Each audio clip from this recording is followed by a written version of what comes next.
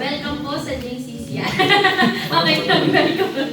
Sige po, relax lang po tayo at ngayong hapong ito ay let us all grow together. Let us discuss together, but as worshipers, we must always begin everything in worship. So, let's all stand up and let us worship the King of Kings and the Lord of Lords. Let us set our eyes on the Lord, our God, the Mighty One, the Holy One, the Anointed One. No one is like Him. Let us set our hearts and our eyes unto Jesus this afternoon. Before we begin, let us just worship. Let us just exalt the name of Jesus. Let us just magnify Him. Let us praise Him, lift Him up, and worship Him in spirit and in truth. Hallelujah. Be magnified. Hallelujah. Be magnified, our God. Be magnified, Heavenly Father. We praise you, Holy Spirit. We praise you, Jesus. You are holy, set apart. There is no one like you on this earth, God. And you are worthy of our best. You are worthy of our worship. And so we sing this afternoon and we glorify your name in our midst.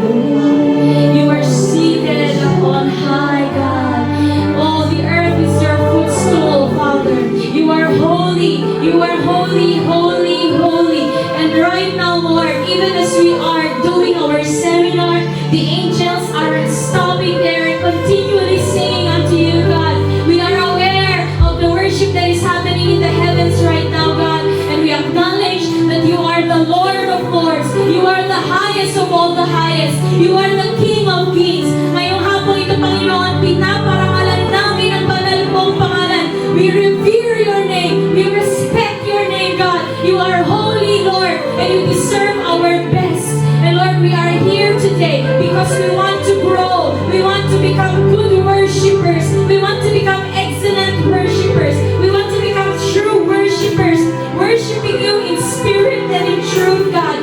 Lord, we just pray that you would mold our hearts, that you would hone our gifts, our skills, Lord God, so that we would be able to glorify you with excellence, Lord God, with humility of spirit and heart, Lord. May you be pleased, Lord, in everything that we do. And we also pray, Panginoon, na bigyan mo ng pagkakaisa ang puso ng bawat isa sa amin ngayong hapong ito, na wala kaming ibang layunin, Panginoon, kundi ang maparangalan ka sa aming mga buhay at sa aming ministry bilang worship team, Lord God. We pray, Lord, that you would make us grow. Turuan mo kami, Panginoon, sa mga areas ng ministry na kailangan pa namin mag-grow. We just ask you, Father, to give us wisdom, to give us teachable heart, as well as openness, Lord God, to share even the wisdom of each and every one of us, Lord God. We pray, Lord, that you bless our seminar from the beginning to the end, Lord God, so that everything that we discuss today, Lord, would contribute to the growth of your ministry, also to everything that we do as the worship ministers of this church, that we would be able to live up to that name, Lord God, of worshipers, Lord, sa iyong pangalan. Maraming salamat pagkaisahin ko po ang bawat isa sa amin, bigyan mo po kami ng mga puso mapagpakumbaba at pinapupurihan ka po namin sa lahat ng aming gagawin ngayong hapong ito. Ito po ang aming samot na langit sa pangalan ng aming Panginoong Hesus at lahat ay magsabi ng Amen. Amen. Praise God! Para po pagising-gising po ang bawat isa ay lahat nga po ng mga kababaihan ay magsabi ng Hallelujah! Hallelujah! Praise God! Lahat naman po ng malalaki na magsabi ng Praise the Lord! Praise the Lord! Yeah!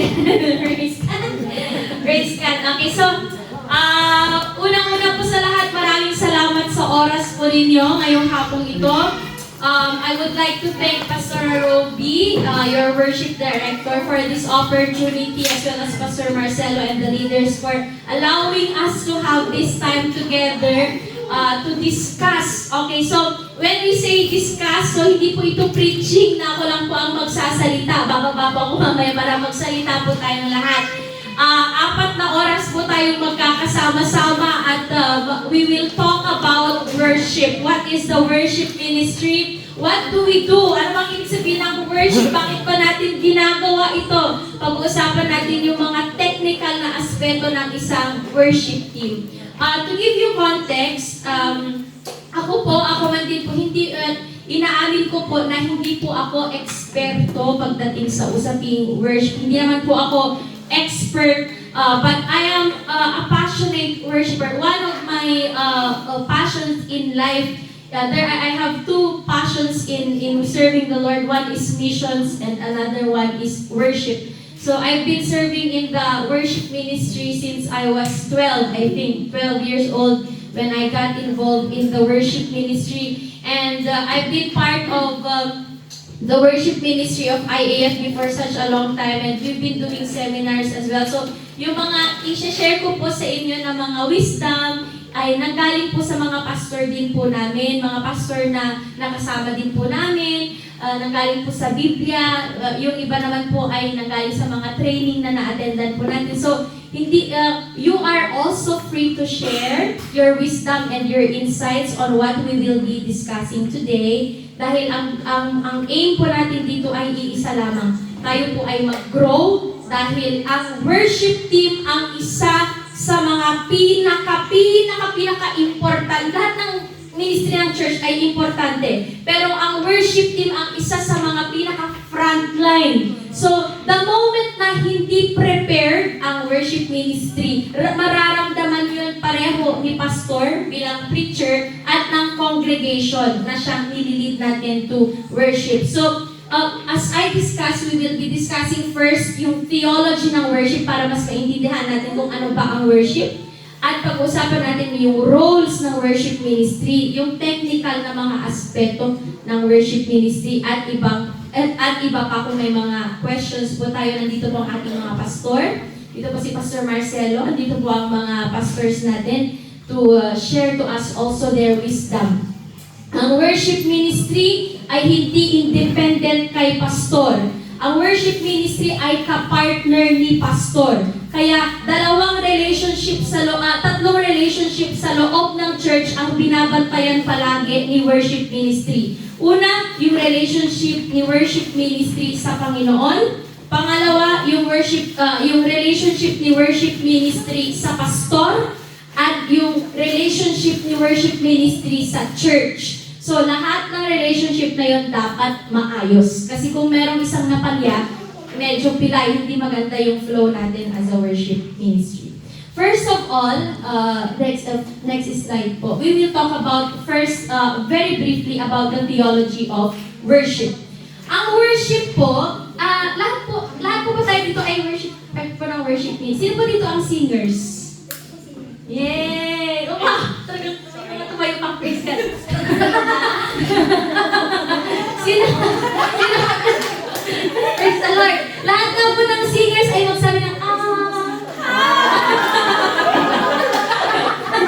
Sino po dito ang musician? Okay, praise God. Mas makasama ang musician na. Sino po dito ang, yung hindi tumayo, ano po sila? Wala.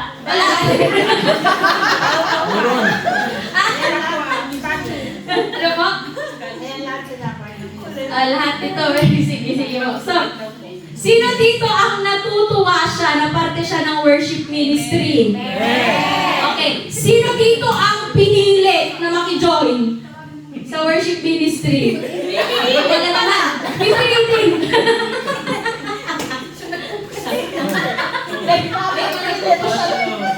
Okay.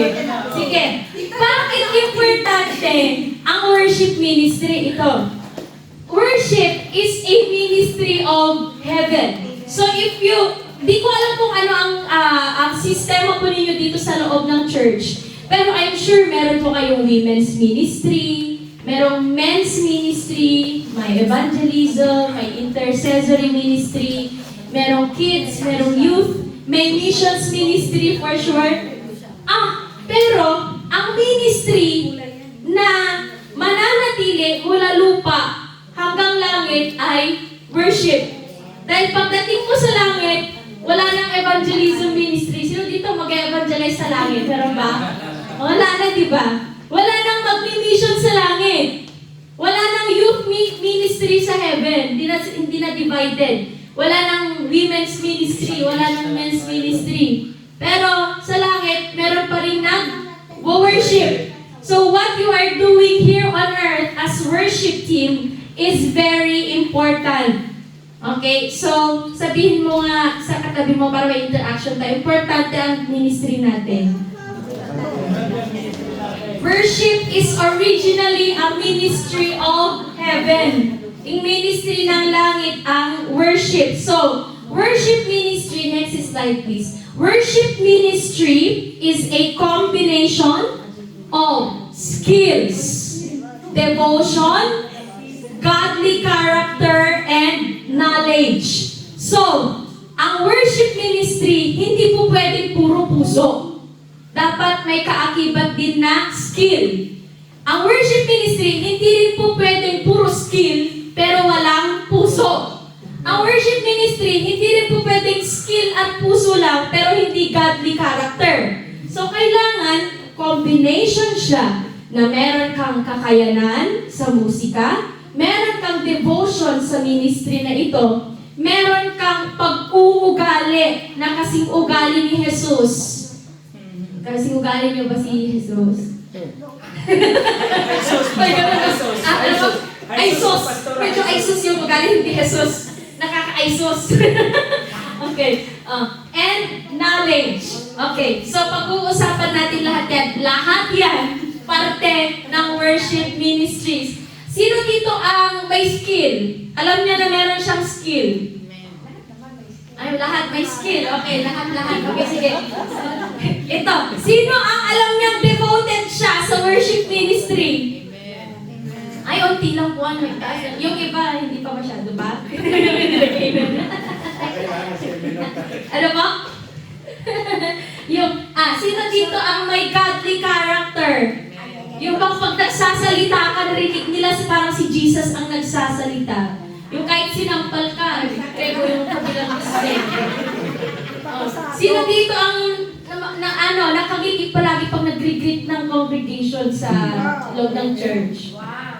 Sino dito ang naglilinis sa loob? Lahat yun ay godly character. Hindi effective ang isang worship team member pag laging nakasimangot. I'm telling you, pag nag-lead kayo dito sa harap at wala kayong godly character, walang anointing. Hindi malilid ang worship, ang congregation. So, also knowledge.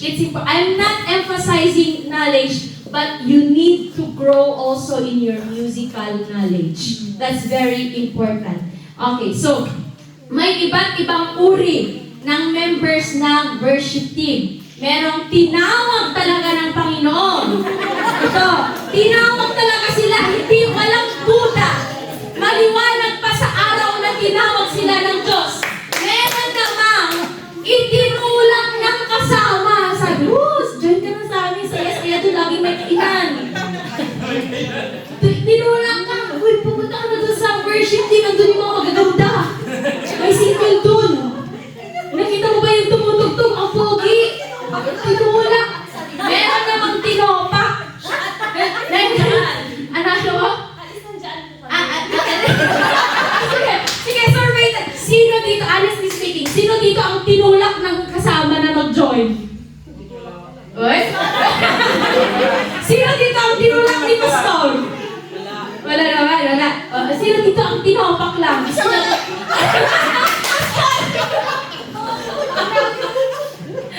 May tinopak. Tinopak, no? Tinopak. Pero lahat naman tayo ay tinawag. Amen. Kasi pag alam niyong tinawag kayo, magiging committed kayo. Amen. You know that you are called. We don't have to force you to join. Okay, let's talk about the theology of worship. Bakit kailangan natin pag-usapan ito? As worship seminar, hindi tayo dediretso sa practical. We need to talk about theology of worship first. When we talk about theology ito yung your knowledge of God. Sino dito ang laging nagbabasa ng Biblia? Ouch. Sige, ouch down. Honest, pastora. Honesto. Hindi ay sus ang pangalan. Honesto. Sino dito ang alam niyang kilala niya ang Panginoon, nag-a-attend ng Bible study? Amen? Laging na-attend ng church, ng mga trainings.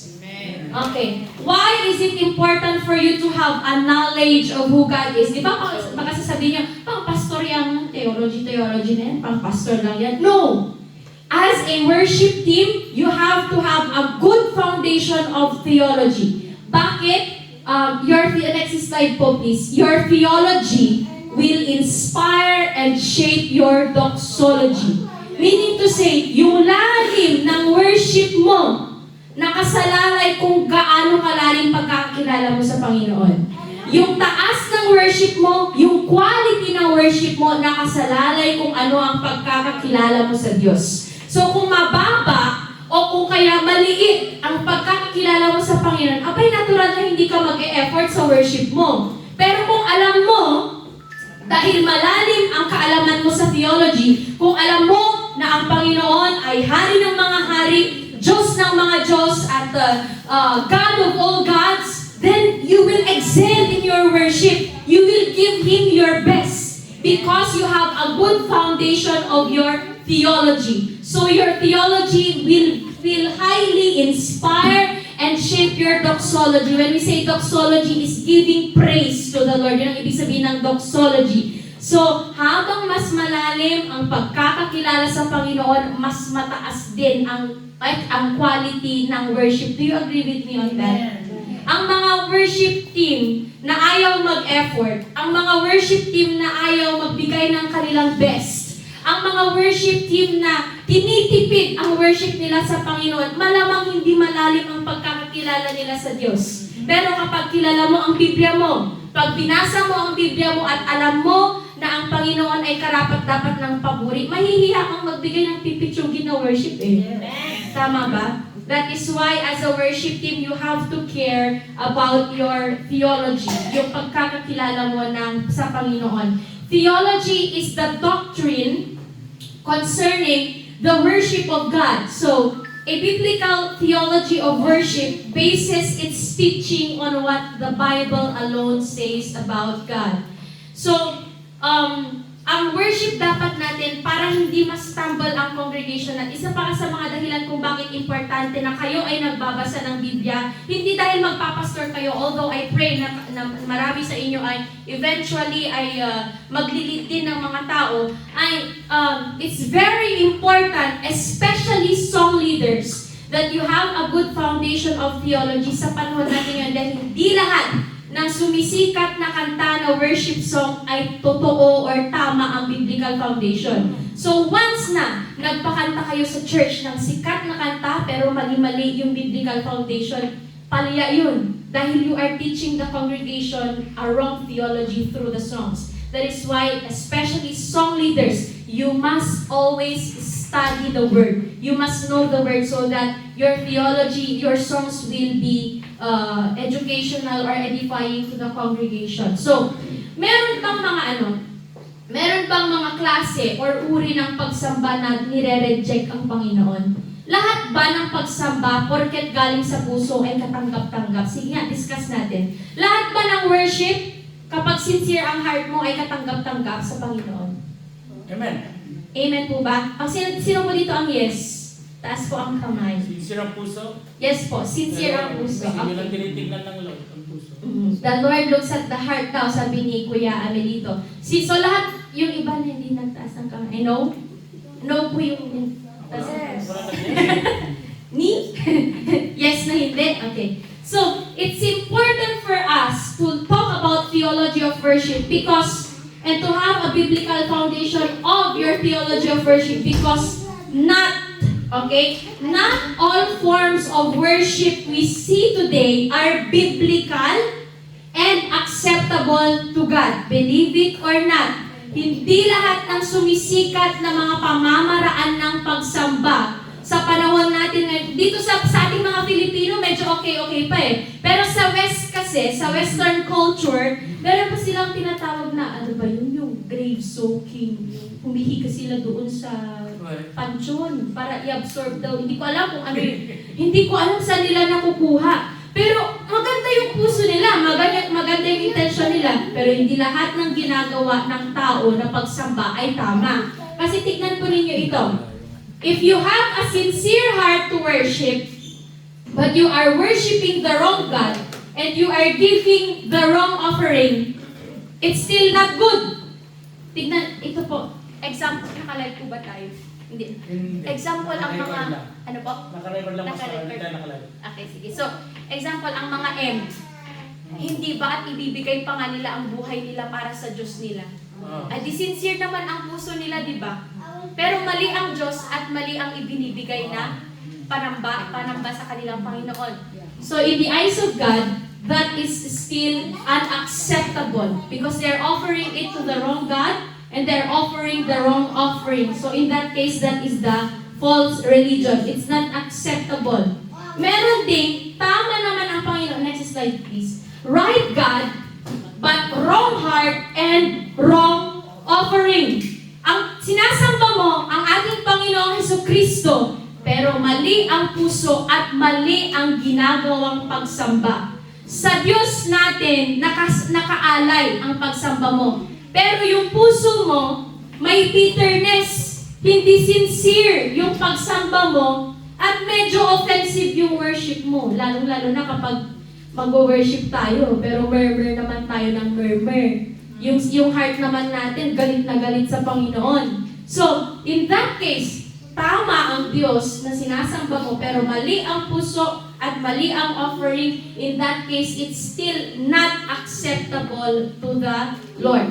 There is also another thing. When your God is right, it is for the right God, it is with the right heart, but with wrong execution. Ito yung tinatawag natin kanina na medyo mali yung ginagawang grave soaking, mga ganon. Meron din kasing sa Bible, tanda po ninyo nung hinawakan nila yung Ark of the Covenant. Hindi ba ang intention nila is para hindi mahulog yung Ark of the Covenant?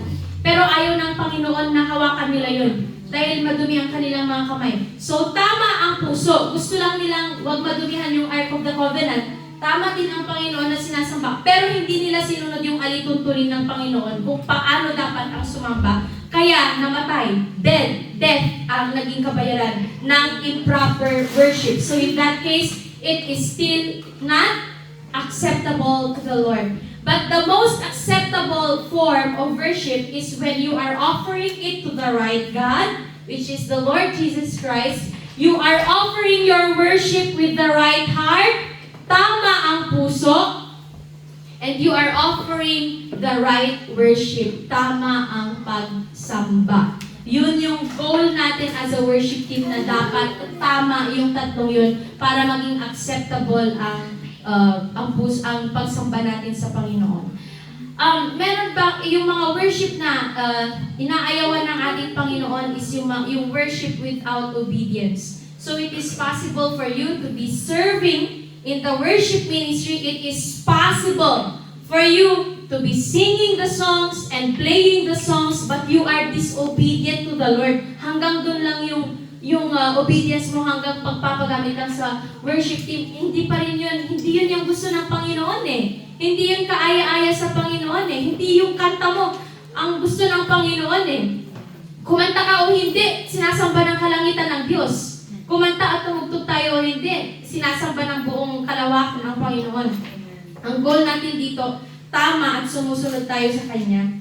Ayaw din ng Panginoon. Sa Amos chapter 5, verse 21 to 24, sabi niya, I hate and I despise your religious festivals, but let justice roll on like a river, righteousness like a never-failing stream. Ibig sabihin, ayaw ng Panginoon na puro kanta lang tayo pero wala tayong pakialam sa mga kapaligiran natin.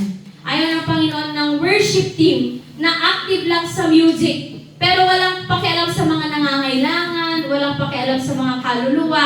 Hindi ganoon. Gusto ng Panginoon na yung growth natin ay holistic. Talagang yung puso natin ay transformed. Yung puso natin ay nire-reflect niya ang ating Panginoon. Kung titignan po ninyo yung 10 Commandments, punta po tayo sa next slide pa po, please. Yan. Tignan po ninyo ang 10 Commandments. Yung sa 10 Commandments, yung unang 4, patungkol siya sa worship.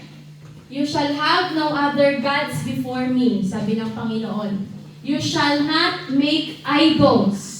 You shall not take the name of the Lord your God in vain. Remember the Sabbath day to keep it holy. 4 sa 10 mga utos ay related sa pagsamba. Kaya napaka-importante ng worship. Okay, sige po, mag-inom po muna tayo. Ay, sabihin niyo po sa akin kung ano, okay lang po kayo sa dinidiscuss natin. Okay po. Okay. Pag ano po, pag masakit sabihin niyo, ouch. Pag sabihin niyo, ouch.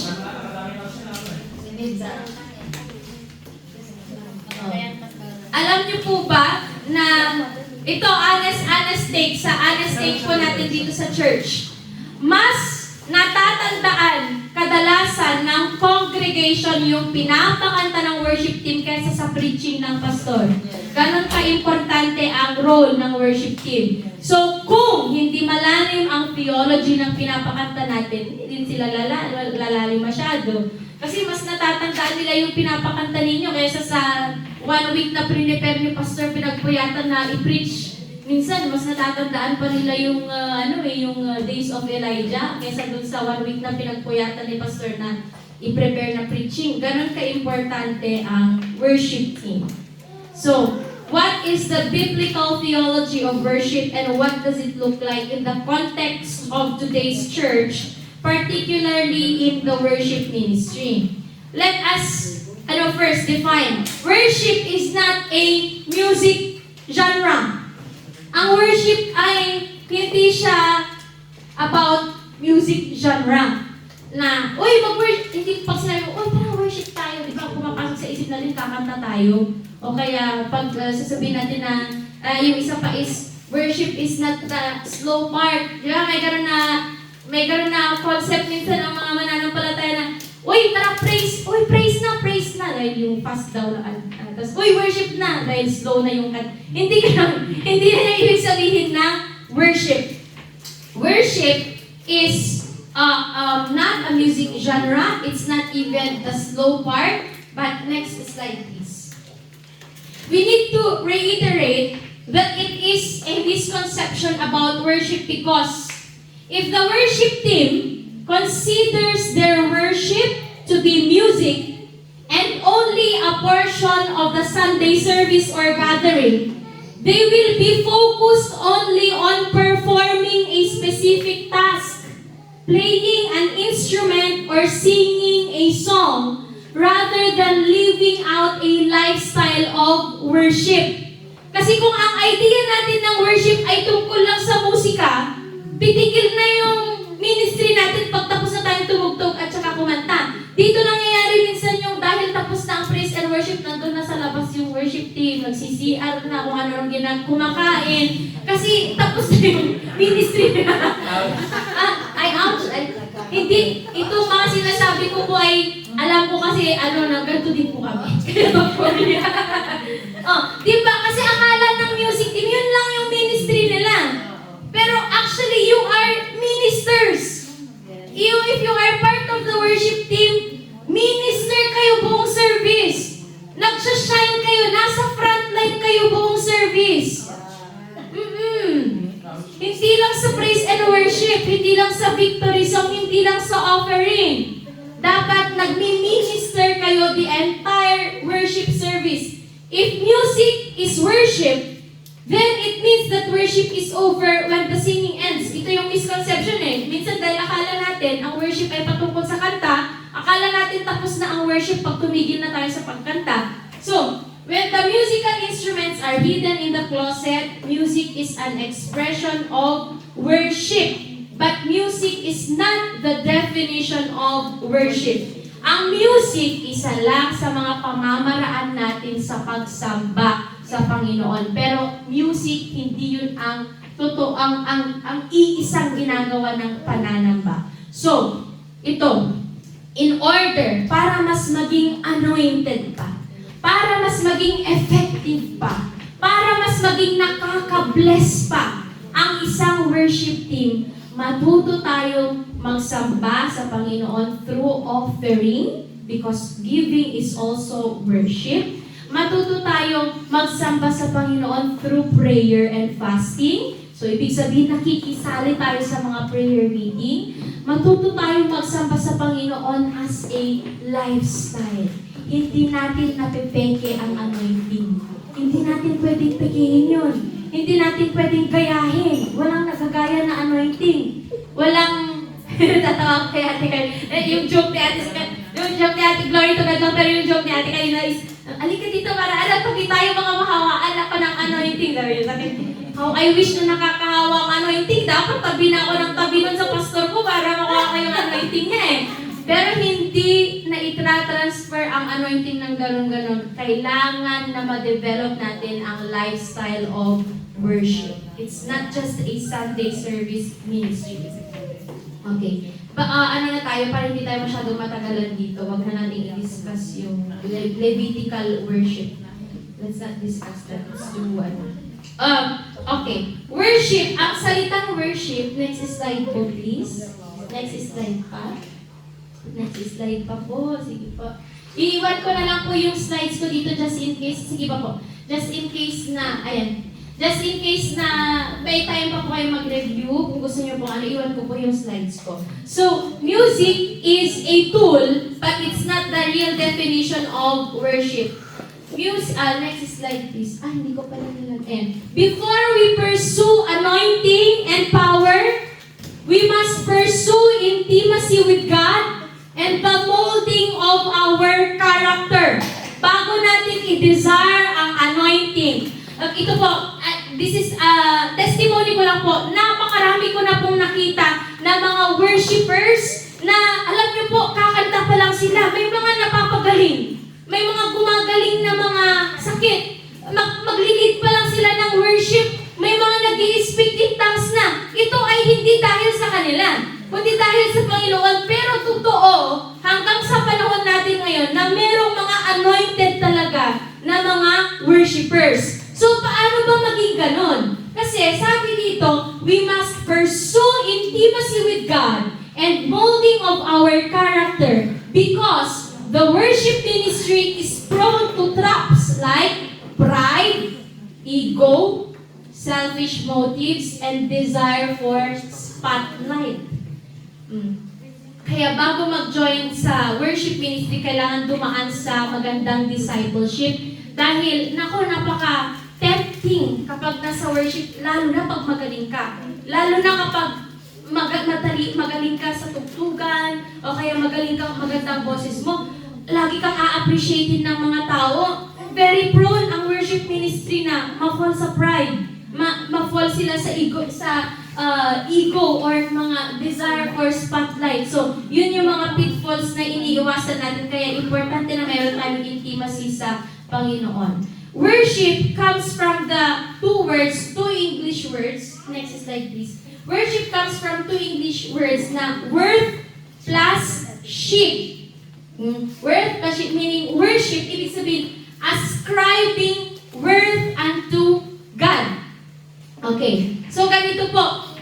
Yung kalidad, I will emphasize this again, yung kalidad, yung bigat, yung ganda, yung ayos ng worship ng isang worship ministry, yun ang sa tingin ninyo deserve ng Panginoon. Okay. So, yung kalidad ng rehearsal ninyo, yun yung alam nyong deserve ng Panginoon. Para sa inyo, yun yung deserve ng Panginoon. Yung kalidad ng pagkanta mo, yun ang alam mong deserve ng Panginoon. Yung kalidad ng pagtugtog mo, yun ang alam mong deserve ng Panginoon. So, yung klase ng worship mo, yun yung worth na binibigay mo sa Panginoon. Ang tanong, gaano ka-worthy ang Panginoon based on the kind of worship that we are giving Him? Something to think about, Worship is the worth that you are giving to the Lord. Tingnan niyo po si David, sabi niya, I will not offer anything that cost me nothing. Sabi ni David. Ano pa ano pang nangyari doon sa woman sa Gospels, di ba? Winasak ni Maria yung kanyang perfume para ibigay niya, pagsamba niya yun sa Panginoon. Ganun ka, worthy ang Panginoon sa kanya. So, kung lagi kang late, ito hindi wala, this is not pertaining to your worship team, but I'm talking about my personal experience in worship ministry. Kung ang isang tao sa worship ministry ay laging late sa rehearsal at hindi nag-e-effort na mag-excel sa pare-rehearsal, yun ang alam niyang worth ng Panginoon. Ang musician na hindi man lang nagpa-practice sa kanilang bahay para maayos-ayos yung tugtog niya, personally, yun yung alam mong worth ng Panginoon para sa'yo.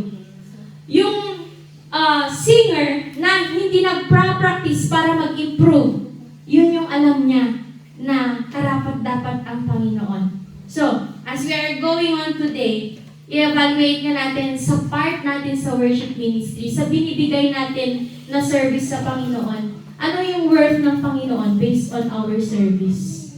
Is He worthy or not? Super worthy. So are we giving Him our best? Amen. Yeah, are we giving the Lord our best? Because before we become worshipers of God, we must first be lovers of God. We must become lovers of God. Ramdam ng congregation congregation, ang worship team na hindi in love sa Panginoon. Sobrang dry ng dating ng worship na hindi naman nai-in love. Sorry for the term na nai-in love. Ramdam eh. Ramdam mo ang taong kumakanta na hindi niya mahal yung kinakantahan niya eh. Technique, sobrang dry eh. Hindi ko i-emphasize ang emotion ko dito. Magkaibang emotion sa worship. Pero, ramdam mo yung taong talagang in love sa Panginoon kung kumanta. Ramdam mo yung taong in love sa Panginoon kung tumugtog. Ramdam mo yung taong in love sa Panginoon kung sumayaw.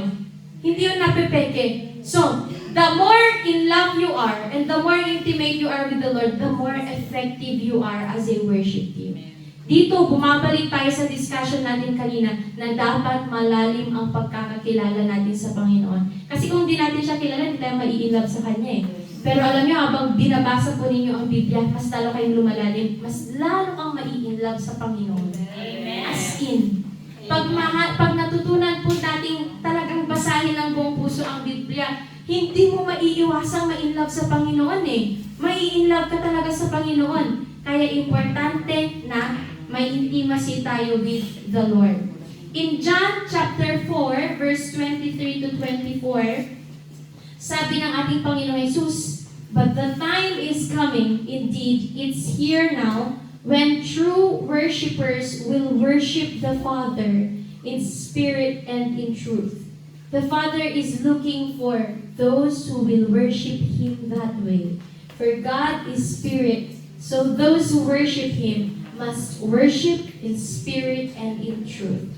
Sige po, discussion po tayo. Ano pong ibig sabihin ng worshiping the Lord in spirit and in truth? For you, in your own understanding. What does it mean to worship the Lord in spirit and in truth? Ano pong ibig sabihin nun? Tinagalog. Mula talaga sa puso mo at yung sa ano, yung how you, paano mo nakikilala yung Panginoon. Mhm. Okay. Thank you po, tita. Thank you po. Opo. Sino pa po ang may gustong sagot doon, maliban po sa sinabi ni tita? Sa pagkakakilala daw natin sa Panginoon, what does it mean to worship Him in spirit and in truth as worshipers? Dapat alam natin to kasi worship team tayo eh. So what is your understanding of this verse? Great intimacy. Great intimacy. Yun. Grateful heart. Anong ibig sabihin ng great intimacy? Relationship. Relationship. Ano pa po? Sige po, mag-brainstorming po tayo para mailabas natin yung nasa heart natin. Anong ibig sabihin when we are worshiping the Lord in spirit and in truth? With boldness. Boldness. Bakit po boldness? In what way po na boldness po? Yung ibibigay mo yung buong meron ka, hindi mo i-retain yung sarili mo. Yung talagang lahat ng naiisip mo na kaya mong gawin, then you will express it through kung ano meron ka. Ayun. Sobrang sincere. Kaya ibibigay mo yung nasa loob mo talaga. Ganun ka sincere in truth. Sabi nga, ano pa? Worship in spirit and in truth. How about dito po sa side dito? Meron bang mga youngers? Yes po. Dapat kilala mo kung sino talaga yung wino-worship mo, kung ano ba talaga siya sa'yo. Mhm. Dapat kilala. Kilala daw natin yung wino-worship natin. So, we know what it is like to worship the Lord in spirit and in truth. Yun yung hinahanap ang Panginoon na klase ng worship. Pero, saan ba nanggagaling yung... kasi, sino po dito ang familiar sa fivefold ministry na tinatawag natin? Ano yung fivefold ministry sa Biblia? Apostle, prophet, teacher, pastor, evangelist. Apostle, prophet, teacher, pastor, and evangelist. Pero asan dun yung worship leader? Asan siya dun? Lahat? Bakit po lahat? Bakit naging evangelist yung... Paano naging evangelist? Evangelist. Ano po? Kailan siya eh, sa salita ng Panginoon. Parang evangelism kasi yung dapat sabi mo mga pastor yung pinapakanta natin. tama, naka-accord sa amin, hindi lang yung sikat na naka-accord sa Word of God talaga kasi yun din ang yung word niya yun eh. Kaya yun na rin pag kinanta mo, you're same as evangelizing, parang pinipreach mo yung kaibigan. Yun naman, through music. Kasi word niya yung inaano na para ma-absorb ng so you're just evangelism ang para sa akin yung pagkanta para sa congregation. You just same as evangelism. Through worship. Through worship. Through worship, we can evangelize. Thank you. How about prophet? How does it relate to the role of a worship team? Yung prophet.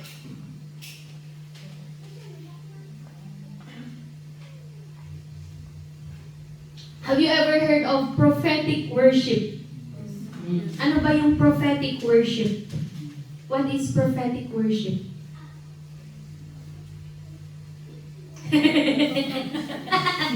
Ano po yung prophetic worship? Yung pagkakaintindi po natin sa prophetic worship. Listening to the word of God through worship and ministering to the people through the worship. How about apostle? How can that be related to the worship team? Apostle. Ano po? Discerning. So, by definition, apostle is someone who is sent out. Apostle is like a missionary.